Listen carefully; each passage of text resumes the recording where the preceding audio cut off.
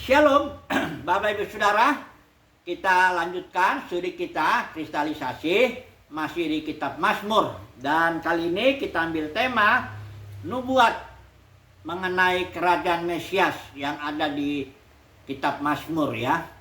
Nah, kita akan bahas itu tuh, ini ada berapa pasal ini? Ada pasal 2, 16, 22, 40, 45, 69, 72, 89, 110 dan sebagainya, 118 juga. Kita tidak bahas semua nubuat itu ya, bahkan dari kebangkitannya bahwa Yesus dibenci tanpa alasan, kita nggak bahas itu. Yang kita bahas adalah kerajaan Mesias mengenai apa, mengapa, dan bagaimananya. Apa sih sebenarnya kerajaan Mesias itu seperti yang dinubuatkan kitab Mazmur. Kemudian mengapa harus ada kerajaan Mesias di muka bumi ini ya, seperti dijelaskan nubuat di kitab Mazmur. Kemudian bagaimana prosesnya ya, bagaimana prosesnya sehingga kita lihat nanti kerajaan Mesias menggenapi apa, mengapanya itu. Kita langsung aja lah ya.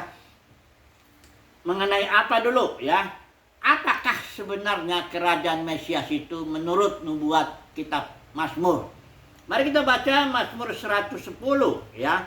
Mazmur 110 yang dikutip oleh Yesus juga ya. Kita baca Mazmur 110 ayat 1. Ini Mazmur Daud. Demikianlah firman Tuhan kepada Tuanku. Ya. Duduklah di sebelah kananku sampai kubuat musuh-musuhmu menjadi tumpuan kakimu. Ini Daud berkata kepada Mesias ya. Itu dipercaya, para ahli percaya bahwa ini nubuat Mesias ya.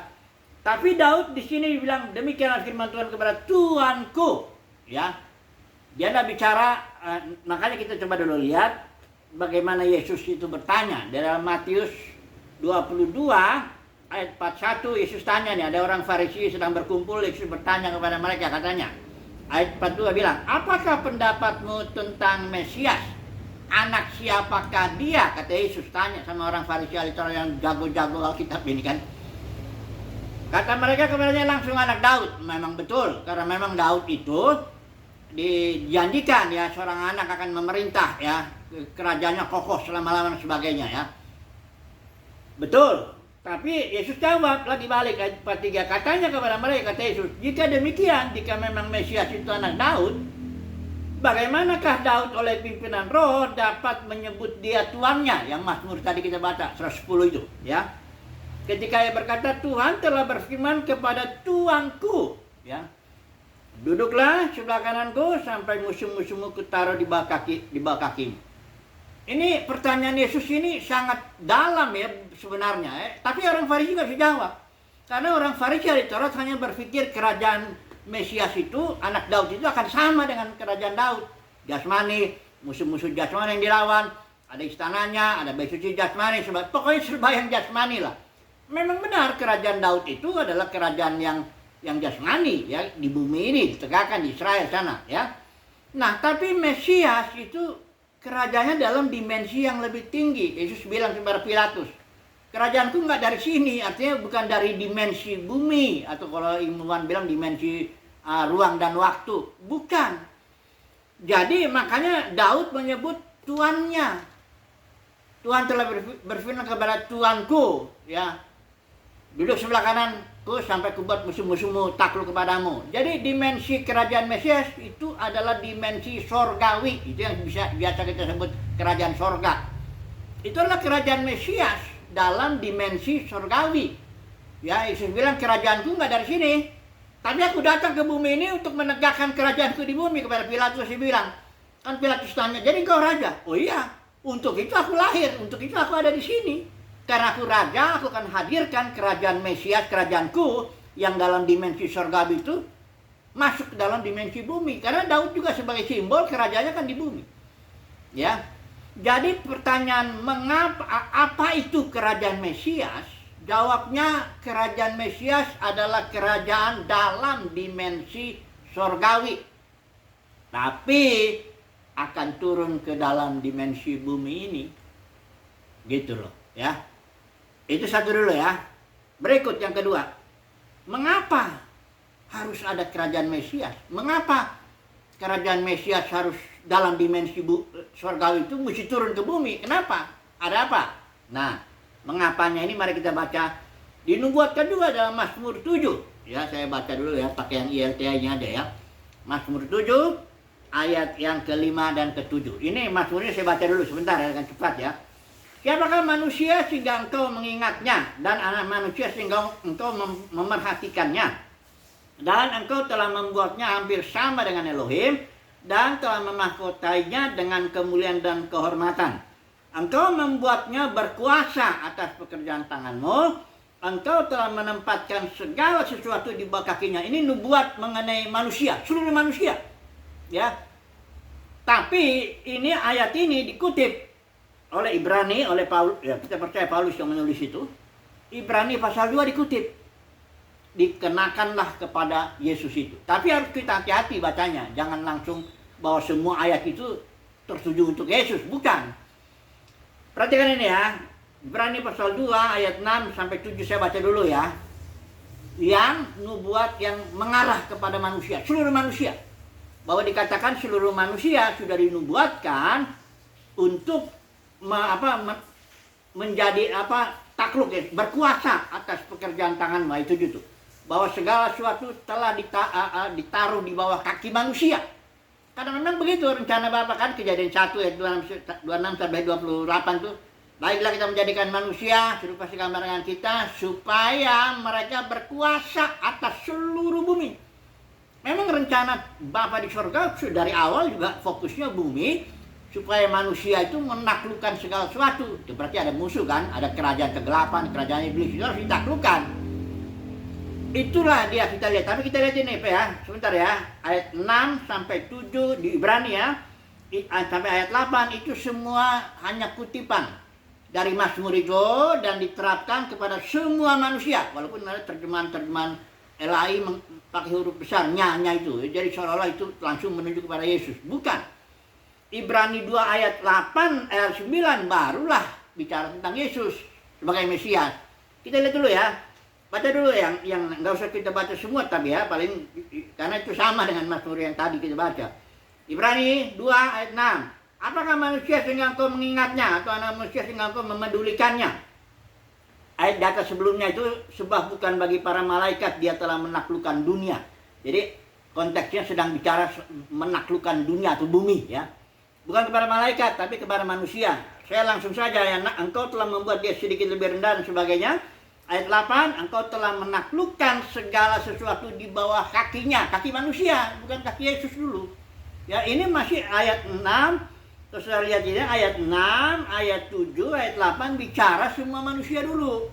Sesuai dengan rencana Bapa, supaya manusia menaklukkan segala sesuatu di bumi, berkuasa di bumi. Itu dulu. Nah, baru ayat 9. Ayat 8 ini bilang, tetapi sekarang di zaman ini kita belum melihat segala sesuatu telah ditaklukkan kepadanya, kepada manusia. Seluruh manusia itu.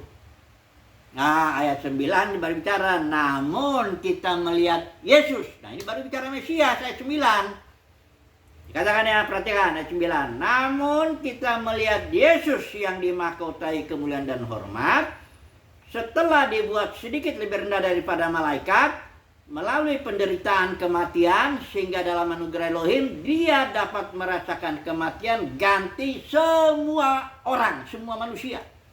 Yesus itu mati untuk seluruh manusia, menghapus semua dosa. Yohanes itu makanya bilang, lihatlah anak domba Elohim yang menghapus dosa dunia. 1 Yohanes 2 juga bilang begitu. Kita sudah dijamaikan ya.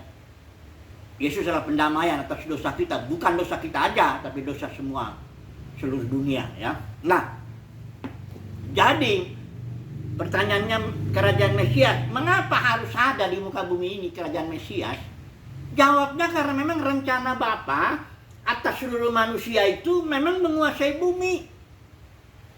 Itu sebabnya, tapi kan harus serupa segambar dengan dia manusianya. Kalau enggak ya ditaklukkan setan malahan ya. Dan memang benar Adam dan keturunannya kan jatuh ke dalam alam kesia-siaan, alam maut yang berkuasa itu iblis atas maut ya.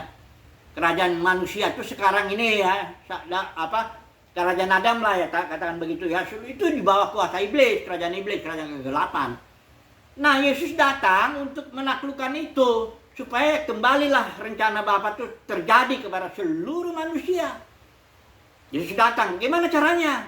Dia mati ganti semua orang, ya. Harus semua orang, karena memang rencana Bapa itu berkata gini, baiklah kita menjadikan semua manusia ya.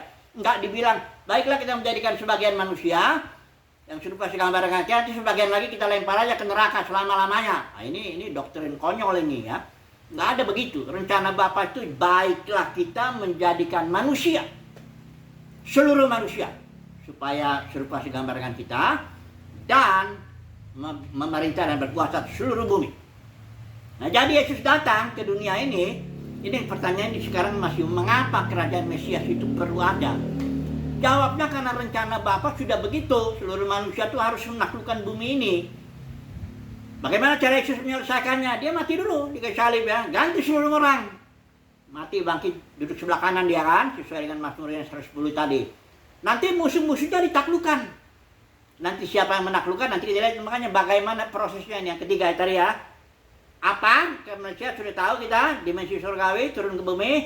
Mengapa kerajaan Mesias harus ada? Karena rencana Bapa untuk seluruh manusia menaklukkan bumi. Kemudian nanti kita akan masuk kepada bagaimana bisa terjadi. Karena Yesus sudah mati, bangkit, duduk sebelah kanan Bapa. Sesuai kisah para 3 ayat 2 bilang, dia harus duduk situ terus sampai segala sesuatu dipulihkan. Ya.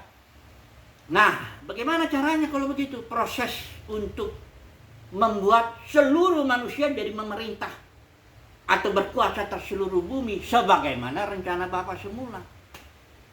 Jawabnya, Bapa memilih sebagian dulu, sebagian orang. Nah, itu kita ambil aja di Mazmur ini, contohnya Daud aja lah ya. Daud itu dipilih untuk menegakkan kerajaannya. Kita tahu ceritanya, yang ada di 1 Samuel 16 ya, Daud diurapi menjadi raja. Ini Isai kan punya anak 8. Ada 7 anaknya ini, Nabi Samuel suruh mengurapi, suruh milih ya raja, karena waktu itu kan zaman itu Saul udah nggak beres lah ya. Dipilihlah, disuruh keluar, tampil dulu si Eliab, ini orang paling besar ini, tampilan wajahnya bagus penampilannya. Ini Samuel bilang, puji Tuhan ya. Ini sungguh di hadapan Tuhan sekarang berdiri yang dirapinya. Tuhan bilang jangan aku nggak pilih dia, aku nolak dia. Karena jangan kamu lihat penampilannya. Tuhan memilih bukan karena penampilan lahiriah, tapi dia lihat hatinya. Itu makanya Daud itu seorang yang hatinya berkenan kepada Tuhan. Nah, kemudian datang lagi si Abinadab, datang lagi sama, semuanya lewat. Sampai 7 anaknya laki-laki lewat, nggak ada yang dipilih Tuhan. Ini 3 anak yang paling besar udah jadi pahlawan Saul itu sebenarnya. Kemudian Samuel nanya, ini apa ini segini anak yang ke semua punya? Enggak, ada satu lagi yang paling kecil, itu sering jaga anak domba-domba, itu paling 2-3 ekor jaga dia. Kan Isai pun sudah nggak pandang ini si Daud ini, nggak mungkin lah ini orang dipilih. Ya. Tapi begitu Daud tampil, akhirnya enggak, Samuel kita harus panggil dia, kita nggak bisa. Ya, ini yang 7 ini nggak dipilih Tuhan. Kemudian Daud itu tampil, merah-merahan, masih muda, remaja, paling belasan tahun itu usianya. Dipilihlah, diurapi. Tapi Daud dipilih dengan maksud akhirnya membangun kerajaan seluruh Israel. Israel itu di zaman Daud itu kerajaannya, kalau menurut saya itu mencapai puncak, bukan di Salomo. Atau Salomo itu justru kerajaan Israel pecah akhirnya, Salomo pun jatuh dalam penyembahan berhala. Nah itu. Jadi Daud ini sekalipun dia dipilih pertama dia, tapi pada akhirnya seluruh dia kerajaan Israel yang menjadi simbol itu, kerajaan Mesias itu ditegakkan di bumi. Mencapai masa kejayaannya lah kalau saya bilang begitu. Jadi bagaimana prosesnya kerajaan Mesias itu? Bagaimana prosesnya yang tadi itu? Yang mengapanya? Jadi pertama apanya udah jelas ya. Kerajaan Mesias itu ada dalam dimensi surgawi dan dia akan ditegakkan di bumi. Kedua, mengapa harus begitu? Karena memang rencana Bapa bagi seluruh manusia menaklukkan bumi. Ketiga, bagaimana prosesnya? Pilih dulu sebagian, ya. Kalau dalam teologi itu remnant teologi, ya, teologi sisa sedikit dulu. Tapi untuk mencapai yang banyak, kayak Gideon itu, ada 32.000. Tuhan bilang terlalu banyak tuh zaman Gideon waktu melawan Midian, terlalu banyak ini. Aku nggak biasa bekerja dengan banyak-banyak orang. Disaring dulu, saring, akhirnya tinggallah ada 300 orang. Pertama ditanya siapa yang takut mundur 22.000 orang, tinggal 10.000. Dites lagi suruh naik supaya di penguasaan dirinya, ternyata hanya 300 orang. Jadi Tuhan selalu prinsipnya bekerja mulai dari yang kecil untuk menjangkau yang banyak gitu. Bukan dipilih sedikit lempar ke surga, nanti yang ini yang sebagian manusia lempar ke neraka. Ini doktrin ngawur itu. Ya doktrin neraka kekal itu ngawur banget, nggak ngerti rencana Bapa dari semula itu. Rencana Bapa jelas mengutus Yesus ke dunia supaya manusia itu menaklukkan segala sesuatu, tapi mulai dulu dari yang sedikit. Bagaimana caranya? Yaitu kedatangan yang kedua, kita tahu di Roma pasal 8, 19-21. Yesus akan tampilkan orang-orang yang dipilihnya dulu. Dalam kekristenan ini ada banyak yang dipanggil, sedikit yang dipilih yang akan tampil. Saya beri contoh sebagai penutup lah. Orang yang dipilih, kayak gadis bijaksana, gadis bodoh lah. Itu semuanya orang Kristen, sedang nunggu mempelai dia. Nah yang satu bijaksana, ya bisa mempersiapkan minyak dan sebagainya. Yang ini bodoh. Itu semuanya orang Kristen, gadis itu namanya juga gadis. Jadi kita harus konsisten kalau menerjemahkan 5 gadis bijaksana itu orang Kristen, ya ini bukan 5 janda bodoh, bukan. Ini 5 gadis juga. Cuma bodoh itu aja, ya. Nah, ini yang ditolak. Jadi orang Kristen semua dalam Kristen jangan saudara pikir akan dipakai Tuhan untuk dimanifestasikan di zaman akhir ini kita Yesus datang. Bukan, sebagian aja dulu dipilih. Semuanya itu pun, misalnya itu talenta lah, perumpamaan talenta. Ada yang 5, ada yang 2, ada yang 1, itu semuanya orang Kristen. Oh, namanya juga hamba kok, dibilang dia kasih talenta. Cuma yang ini melayani, yang ini yang satu enggak. Jadi ketika Yesus datang, yang biasa orang Kristen bilang kedua kali, itu sebagian orang Kristen yang akan dimanifestasikan, ditampilkan. Enggak semua. Dasarnya apa? Pilihan Tuhan, kedaulatan Tuhan. Kayak Daud itu penampilan manusianya kalah sama Eliab, sama apa semua kalah. Makanya Samuel pun seorang nabi, dia udah lihat, oh ini nih orangnya. Enggak, kata Tuhan. Jangan lihat penampilan ya. Jangan lihat keterkenalan, no. Jangan lihat soal hartanya, jangan lihat itunya deh. Jangan lihat sekolahnya juga. Kalau teologinya jangan lihat. Tuhan pilih sesuai dengan yang maunya Tuhan. Ya. Tuhan melihat dalamnya, kedalaman itu, batin itu. Jadi Tuhan mau pilih. Oke, kesimpulannya, kerajaan Mesias akan datang ketika Yesus datang itu 2 kali. Dia tampil melalui putra-putranya Elohim yang dipilihnya. Dan melalui itulah akhirnya, kalau suruh baca Roma pasal 8 itu, segala makhluk akan masuk ke dalam kemerdekaan, kemuliaan putra-putra Elohim. Genaplah itu kerajaan surga, genaplah rencana Bapa itu atas bumi ini. Ingat ya, fokus rencana Bapa adalah bumi. Haleluya. Amin.